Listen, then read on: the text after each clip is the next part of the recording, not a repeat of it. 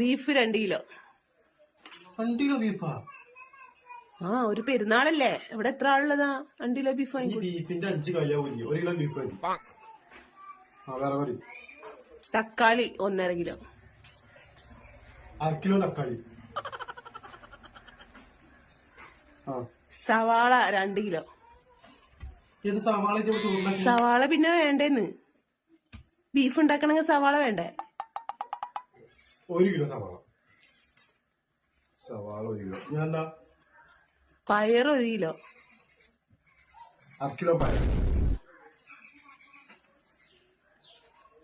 കുറച്ച് ഇഞ്ചി, കുറച്ച് വെളുത്തുള്ളി.